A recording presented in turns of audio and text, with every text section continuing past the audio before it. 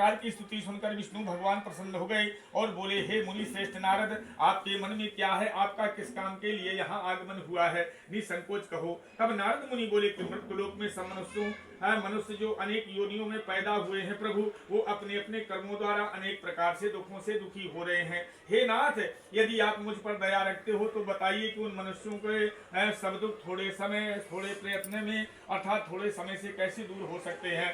तब भगवान लक्ष्मी नारायण बोले कि हे नारद, मनुष्यों की भलाई के लिए तुमने बहुत अच्छी बात पूछी है। जिस काम के करने से मनुष्य मोह से छूट जाता है वो मैं तुमसे व्रत कहता हूँ, तो ध्यान लगा करके सुनना। बोले, हे नारद, बहुत पुण्य देने वाला तथा स्वर्ग तथा मृत्युलोक में दोनों में दुर्लभ एक उत्तम व्रत है। आज मैं प्रेम बस होकर के तुमसे उस व्रत के बारे में बतलाना चाहता हूँ। तो सत्यनारायण भगवान ने उस व्रत के बारे में बतलाया। बोले, यह व्रत अच्छी तरह विधि विधान पूर्वक करके मनुष्य इस संसार में रह करके अर्थात संसार के सभी सुख भोग करके मरने के बाद में मोक्ष को प्राप्त होता है, अर्थात मेरे परम धाम को प्राप्त होता है।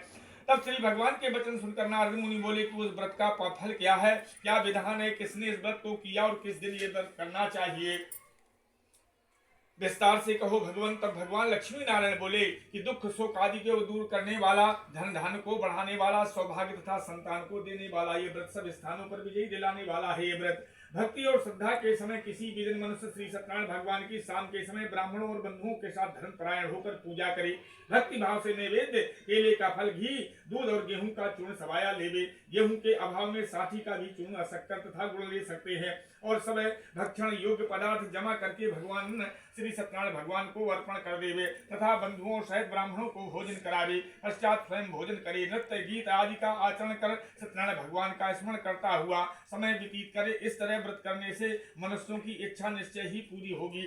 विशेषकर कल काल में भूमि पर यही एक सरल मोक्ष का उपाय है। इति श्री स्कंद पुराणे रेवा खंडे श्री सत्यनारायण व्रत कथायाम प्रथमो अध्याय। बोलो लक्ष्मी नारायण भगवान की जय, बोलो सत्यदेव भगवान की जय।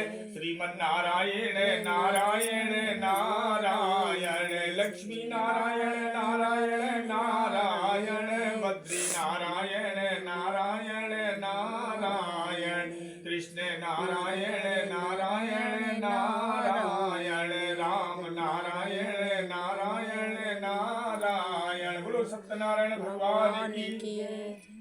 अब दूसरे अध्याय में आप लोग श्रवण करें। सूत जी बोले कि ऋषियों, जिसने पहले समय में इस व्रत को किया है उसका इतिहास मैं कहता हूँ, ध्यान से सुनना। बोले, सुंदर काशीपुरी नगरी में एक अत्यंत निर्धन गरीब ब्राह्मण रहता था। वो भूख और प्यास से बेचैन हुआ नित्य पृथ्वी पर घूमता था।